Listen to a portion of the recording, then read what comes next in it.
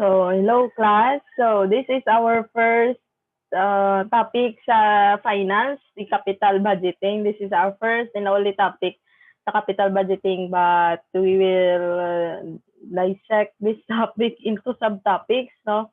Since capital budgeting is quite complicated and somewhat like do ka medyo challenging ni siya nga topic. So, man siya i-dissect to siya into subtopics ng ini nga klase. And anyway, hello everyone and long time no see man. No, long time no video. I'm very sorry if amo na class nga medyo sako-sako gid kay anyway wala naman ko loading next next sem sa accounting kay amo na medyo sako na. So and always keep in touch, no? Always check inyo man inyong mga teachers, especially Sir Sammy, no? Hindi niya gid siya pagpaugtason siya. Oo. Kay siya na natanan ang gakargo na sang BSA nga program. Kay amo na hindi ko na siya mabuligan kay medyo ano na ta. Medyo ano naton schedule and na ano man ko naluoy man ko sa inyo kay amo na bala nga hindi ko kamo matudloan kay I have another load jud no ara sa admin. So na class nga I ano na lang, I insist na lang hindi na ko magbaton load sa teaching kay kamo ang nagaka-compromise kay hindi ko na gusto nga matabo. You can ask for help, no? Chat nyo ko kung ano inyo wala naintindihan. Tudloan pa kamo da, no? Kung mga mo sina. But just mga mo sini mga preparation, no? Takes time to prepare. Medyo alang-alang na ko da next semester. Anyway, amo na klasa, open gid ko sa inyo kung may pamangkot ka mo, may pabulig ka mo sa mga future nyo nga mga subjects, it's okay to ask gid. Kag ask for assistance. Kay ara man lang ko na sa ano, sa Messenger. Ang new sa new account ko, not the old one, no, the original. I have a new account. Amo na siya ando per me naga-message sa inyo sa GC. Amo na siya ako ginagamit kay hapon na sa gabi mo na siya kung ginagamit kay monitored na to ang una. Okay, so we have here the capital budgeting. So why we need the capital budgeting? So if sa isa ka company purchasing of equipment, machineries, patindog building or mga dagko gid bala class nga mga purchases, no, ga require siya dako nga capital. Di na iya ang business or owner, hindi na iya kadali-dali decide if mabakal siya sang sina nga or ma-invest siya, mapagawa siya sa amo sina kadako nga amount, no, to purchase or to expand bala, to build another building, no, for his business. Hindi na siya dali-dali maka-decide sa mga amo sina. Why? Kay it requires a huge amount, no, nga ipagwa mo. So once mapagwa ka huge amount, nagasto mo na kag wala mo man lang gali na puslan, dako gina nga impact sang business, no? If ma-mismanage mo ang funds, dako gina siya class nga impact, especially sa cash flows. So need ta gid ang capital budgeting in order to assess whether those investments or capital outlays benefits us not today but in the future, in the near future, not in a very far future. Kaya hindi na nasaya feasible yang nagpagawa ka kwarta, nagbakal ka equipment, tapos mga 50 years so pa siya mabawi ang imo nga no. So it's not that beneficial man sa company. So capital budgeting mas mayo if ang aton nga gin-invest or ginpagwa ta nga kwarta, capital outlays is ma-recover ta siya within a short period of time so that the rest of it once mabawi ta na ang gin capital ta, it's already an inflow na sa aton, it's already a benefit sa aton. Always ano gid nga when you have a business or you have an organization to run, you have a corporation, always ano gid class, always plan gid. I-plan gid ang mga finances, no? Hindi magdali-dali decide, no? Poor decisions will eventually lead to poor management, will eventually ang epekto sa business do di gid maayo, no? So muna siya. So muna siya ang capital budgeting. We will discuss along the way what are the different capital budgeting techniques kung paano na siya ginagamit, no? Paano ano ang mga decision rules, no, when we use those capital budgeting techniques, no? And to simplify, for example, example lang ha, since you are an accountancy student, for example, you engage in a bookkeeping, no? Nag-bookkeeping ka, nag-bookkeep ka. So, ikaw na ba lang nag-compile sa mga transactions or nag-accounting cycle bala sa transactions ang imo client? So, kung mag-bookkeeper ka. Actually, I have a business nga mo sina, pero wala ko naging pursue kay hindi ko matagaan attention. So, muna bookkeeping. And of course, you need a laptop, muna internet. Ano pa gid? Why you need an internet? Mag-file ka bala sa BIR, it's something online. Mag-file ka da. Especially yung bakal ka laptop. So, at young age, and you have a savings pagid, you have a savings, butang ta it's worth 30,000. Worth 30,000 imo nga savings. No, kadako. You have to, of course, to buy laptop. Kikinanglan mo na iya sa obra. The cost of the laptop is 25,000. Butang ta. Hindi ka man kabakal sa medyo barato kay dasig man maguba. So 25,000 do ka okay lang. Medyo bakod tapos dumano mo siya. And you think that ang ina nga laptop will be good for 4 years kung ano ka, kung ano ka bala sa gamit, kung gahalong ka sa gamit, pero kung matsyag mo nga do ano ka sa gamit, yung nalampos, basi within 1 year na half, basi guba na. But since amo na negosyo mo na sa imo kaugalingon, kinahanglan na ihalungan. So you are planning to buy a laptop 25,000. Di mabakal ka dayon. Before you analyze danay, diri na di masulod si capital budgeting. Pila na income ko, pila ka years magamit ko ang laptop? Butang ta 3 years. 3 years mo siya magamit. If I have a bookkeeping and I have prospect clients na, may mga kilala ka na bala nga mapabookkeep sa imo or mapabulig sa imo bala sa ila mga transactions, filings and all. Butang ta monthly mo would be 5,000. No? Goods na iyang 5,000. Or 4,000. Mga 1,000 a week.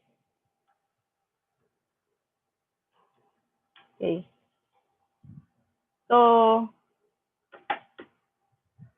mag 4,000 a week, a month, or bisan mag 3,000 pagid be? Okay. Mag 3,000, 4,000 na lang gani class, 4,000 a month, 4,000 a month. So if you have butang ta income mo every month is 4,000, say do medyo ano mo lang man do ka lingaw-lingaw na lang man, no, ano lang. Ang bookkeeping is not that bugat-bugat gid nga no, pero damo man gid siya oblo-brown. It's like accounting cycle ka, no, it's bookkeeping. So if you have a prospect receipts of 4,000 a month, so yearly you will have 48,000 nga do something income mo. The cost of your laptop is 25,000. So of course nin mo gid na. So if you have 48,000 nga mabaton within the year, 3 years kung magamit ang laptop, daog-daog ka na. So go ka, bakal ka laptop 25,000, first year pa lang recover mo na. So that's the the essence of capital budgeting. Pero, kung nagbakal kaya laptop nga gaming worth or MacBook be 100,000, tapos gingamit mo lang na sa imo nga bookkeeping, amo lang man na imo gamitan, nagbakal ka gid MacBook, mo pilang presyo sina, I think it's 100,000. Is it feasible? Tapos magamit mo siya mga 3 to 4 years man, tapos nailis na naman liwat.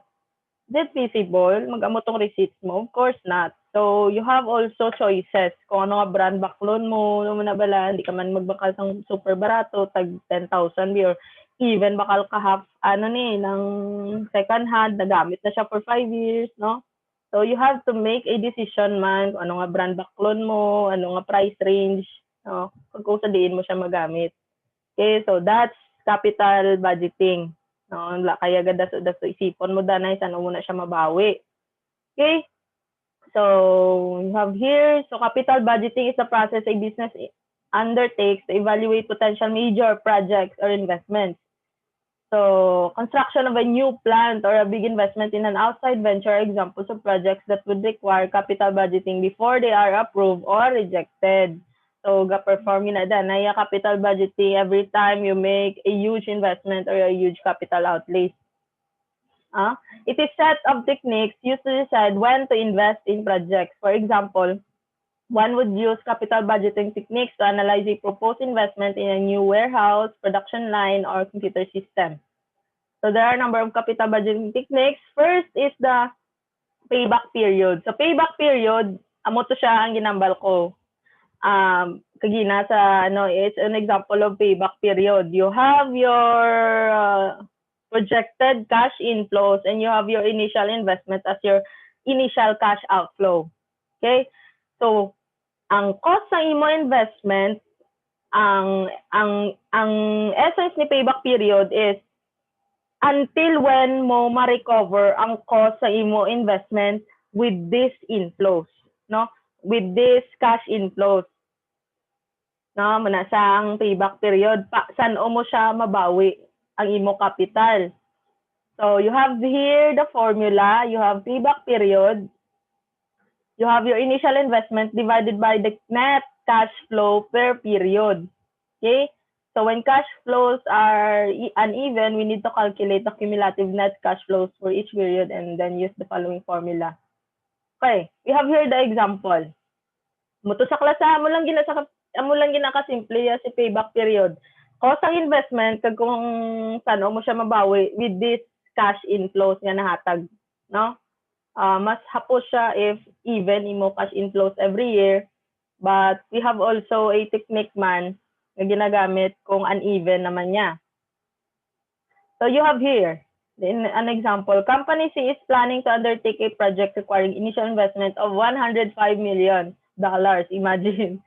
So what ang 105 million? The project is expected to generate 25 million per year in net cash flows for 7 years. So for 7 years maka-generate siya 25 million per year. So calculate the payback period of the project.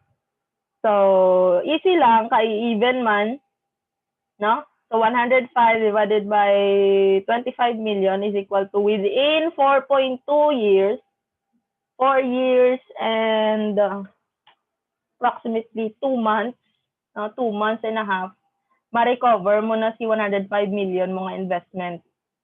Okay? So, it's a very good gidyaman nga investment. Why? 7 years, maka-generate ka, di ba, cash flows of 25 million. But within 4th year, at 4th year, ma-recover mo na si 105. 4th year, 0.8 sang 5th year, 6th and 7th year, imo na ya inflows na. Yan na yung company. Okay? So, it's something like benefit na sang company. No? Kasi ang first 4 years mo, get-recover mo palang imo capital. So, that's the payback period. So, mulang class easy. Initial investment divided by the net cash flows. Net cash flows. Next is uneven cash flows. Company C is planning to undertake another project requiring initial investment of 50 million and is expected to generate 10 million net cash flow in year 1, 13 million, 16 million, 19 million, 22 million in year 2, year 3, year 4, year 5 respectively. So calculate the payback value of the project. So to simplify this, I'll have here, convert na siya into Excel para po.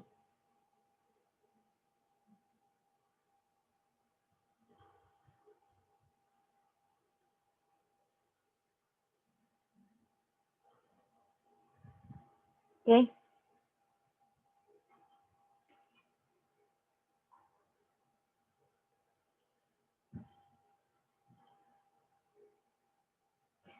Okay. Muna siya. Ang balya ko no, the cost of investment is 50 million.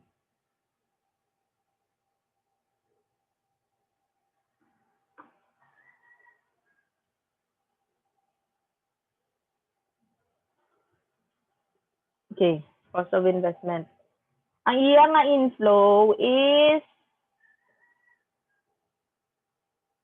10 million sa year 1. 1, 2, 3, 4, 5. Okay, class. Follow lang class ha. 10 million sa year 1. Year 2 is 13. Yes, 13. Then 16. Then 19. 22. Okay.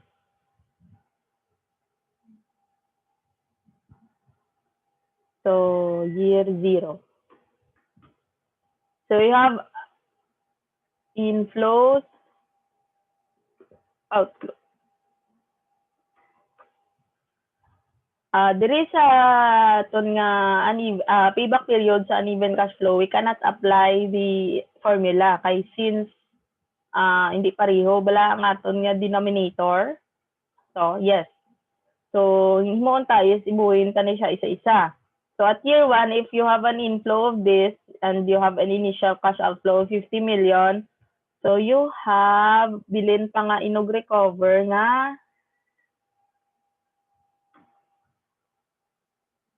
sila pa 40 million pa imo say after year 1 with this inflow of 10 million 40 million pa imo i-recover sa year 2 may 13 million nga inflow no with that particular investment.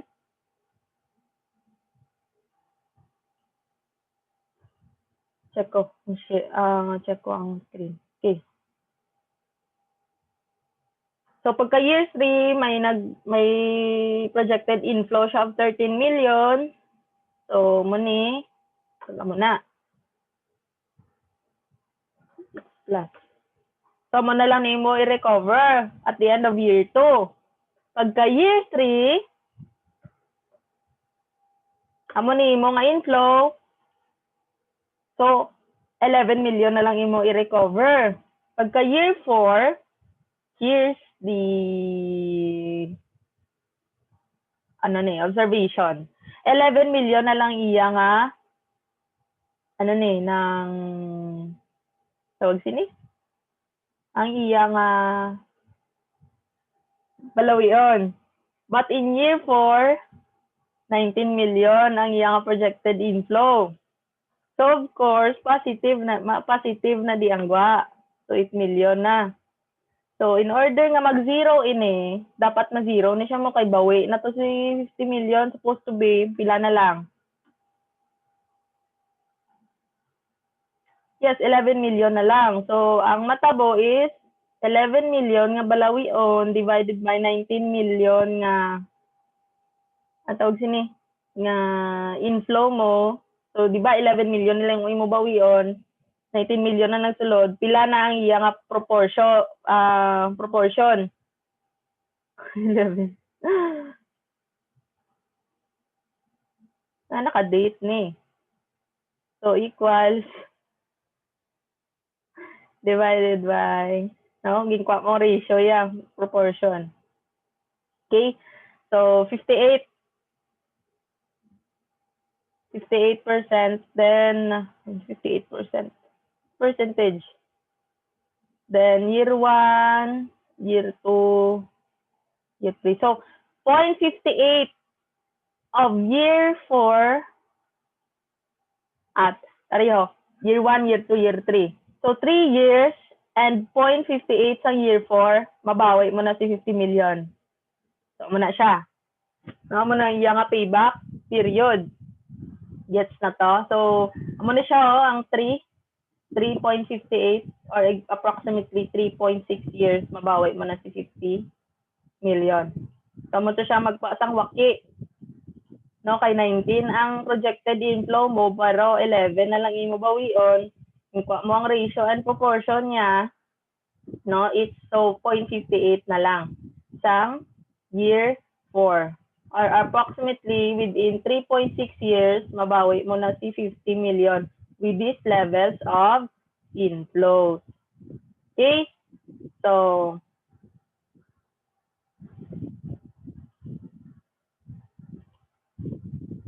muna siya class, ang payback period, the even cash flows and the uneven cash flows sa payback period. Okay? Next is the discounted payback. No. We discussed na no? Ang iyang implication. So you have here, the longer the payback period of the project, the higher the risk. So, kung magnubo mo payback period, this is much better. Matambal ko nga, if your payback period will go beyond na mga 10 years, 15 years, 50 years. So, it's not, that project is not feasible. So, kung nubo ang payback period, that is much better. Okay? So, between mutually exclusive projects having similar return, the decision should be to invest in a project having the shortest payback period. So, when we speak of mutually exclusive, I have here the notes on mutually, kung ano na siyang buo silingon sa mutually exclusive. Ang ginamit niya na is you have two projects that are mutually exclusive. Choosing one will reject the other. Okay? Kung magpili ka sa isa, reject mo ang isa. No? You have a choice. You have project A or you have project B. They are mutually exclusive. Kung piliin mo si project A, hindi mo na piliin si project B. But if piliin mo si project B, hindi mo na gito yung pagpiliin si project A. Okay? Ito na maghugot. I have a note ng mutually exclusive. Basta mo to siya ang mutually exclusive projects refer to a set of projects out of which only one, okay? Only one lang yung piliin, okay? Mutually exclusive, wala siya. Can be selected for investment. A decision to undertake one project from mutually exclusive projects exclude all other projects from consideration. So, dapat siya gali mutually exclusive lang. You are mutually exclusive. Okay? Okay. Okay, discounted payback period. So, damo siya variations ang payback period. Why? There is a payback period if even cash flows, kag uneven cash flows, wala siya ga-consider sa time value of money. So, if you could recall sa inyong business finance, you have there the time value of money in which ang peso, ang value ng peso subong would not be the same as the value ng peso after 5 years, after 10 years. So, you have to consider the, the time value of money man. So, si payback period, may variation sa. So, din discounted payback period. So, it's a variation of payback period which uses discounted cash flows while calculating the time and investment. So, payback is initial cash outflow. So, iya nga mga cash inflows, gin-applyan niya time value of money. No? Ang time value of money gamit. So, one of the major disadvantages of simple payback period is that it ignores the time value of money. Kasi absolute to di ba ang ginagamit sa payback period. So, deriya is gin-discount niya na. To counter this limitation, discounted payback period was devised and it accounts for the time value of money by discounting the cash inflows of the project for each period at a suitable discount rate. Okay. So you have here an example. Say man Japon, a shorter discounted payback period indicates lower risk. So si discounted payback period, same man Japon sa payback period nga formula, it's the initial investment divided by the present value of your cash inflows. Amo na yung iyang difference. So to get the discounted cash inflows, that would be your actual cash inflow divided by 1 plus I raised to the power of n. No, to get the time value of money. So we'll discuss this sa aton nga example. Kaya an initial investment of 2,324,000 is expected to generate 600,000 per year for 6 years. So calculate the discounted payback period of this investment if the discount rate is 11%. So to get the present value of 11% at year 1, paano na siya ginakuha? 1 divide 1 plus 0.11 raised to 6. Wait lang.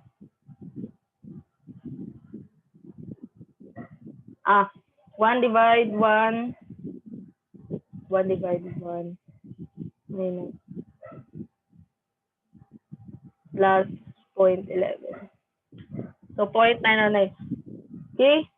So 0.9 paano ko na mag-explain sa inyo? Sige na lang gani. Balik ko sa Excel.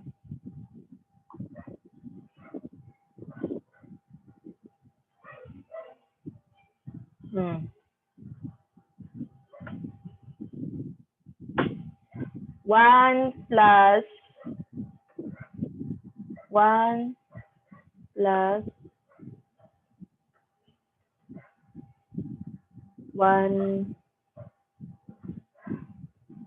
1 divide 1 plus 0.11. That's for year 1.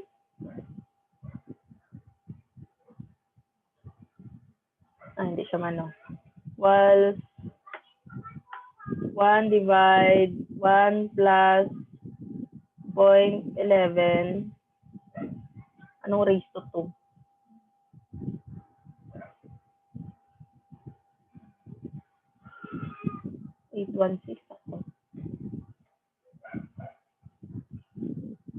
Sakto. Ari class, iya formula sa year 2. This is year 1. This is year 2. Year 3.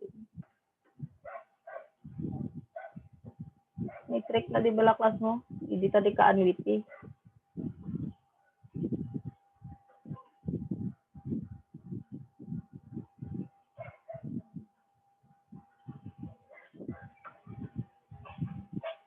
Na-review man ko sa akong capital budgeting. Okay? Year 3. Anong ginambal is until year 6. Okay.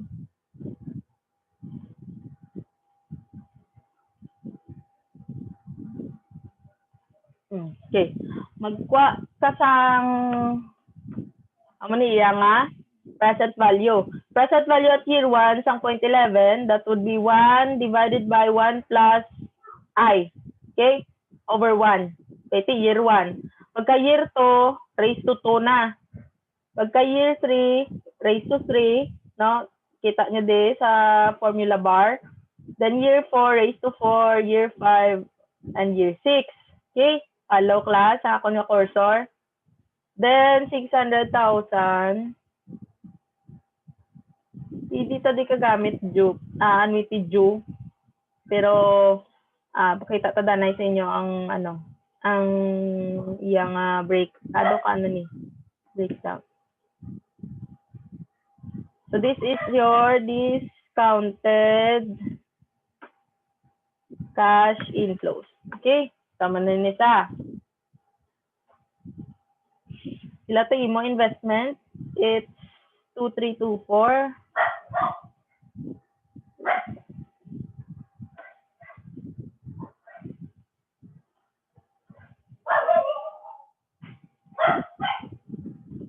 Okay. 2324, and you have this inflows, no? For 6 years. Discounted.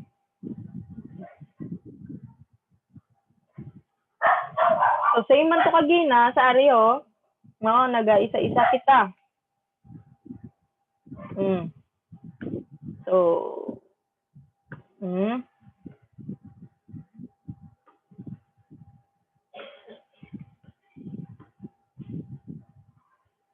ay,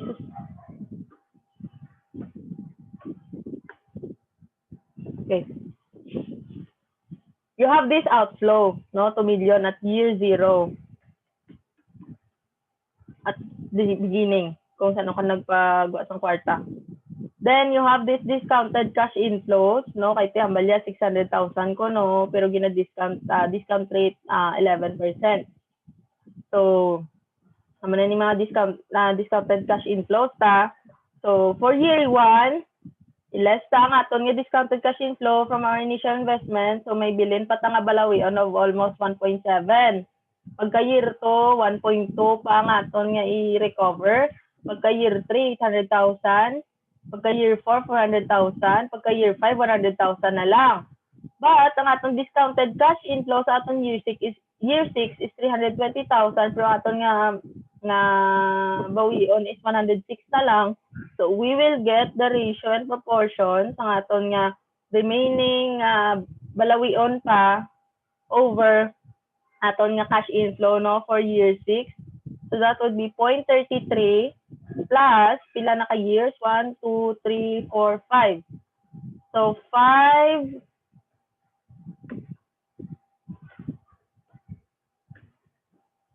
0.33 years mo ma-recover imo nga investment. Okay? So ano to ang sa annuity due? Annuity due, makagamit ta di annuity due kay say mga ton inflow. So ang formula ta sa annuity due is nalipat ko, pero pwede ta na siya ang total bala siniho 4.23.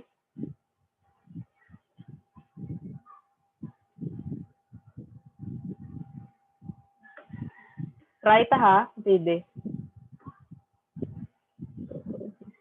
Okay. So mugito sa gali class, hindi ta pwede ka gamit annuity due kay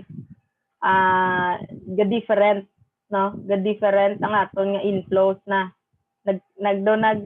Even though nga same, no, 600,000 kuno ang cash inflow ta every year, pero ang aton nga present value is naga-differ every year. Di ba? So amo na siya nag-uneven cash flows na sa dayon kay hindi pareho aton nga present value every year. So mugin ni sa aton gamiton. We have no other way but amo ni siya. Okay? So balik ta to, share.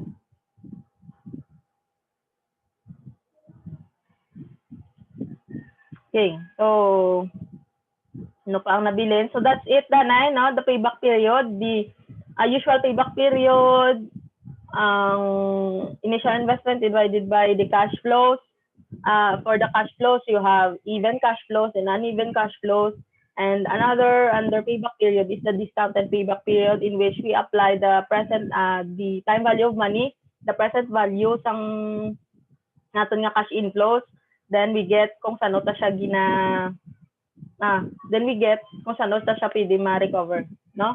Okay, so that's it for this video. I will make another video for the remaining topics under the capital budgeting. So if you have a book, no, in business finance when you are in senior high, you can go back to it, no, to review some concept sa capital budgeting. You have a topic there. Nakita ko kay ara man sa akon ng senior high subong.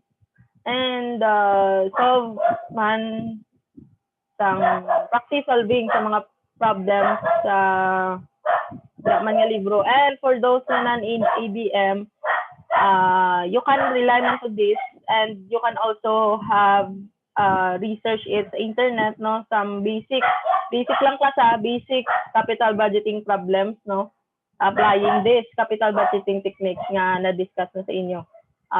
Subong payback period pa lang, then we have NPV, net present value. We have ARR, the accounting rate of return, the IRR, the internal rate of return, and we have the PI. Okay, mga ilan lang bilin? Profitability index, IRR, ARR, and the net present value. Kalawig sa net. Okay, apat na lang. Net present value, ARR, IRR, and profitability index. Okay, so I'll end the video here and make another video for the remaining topics.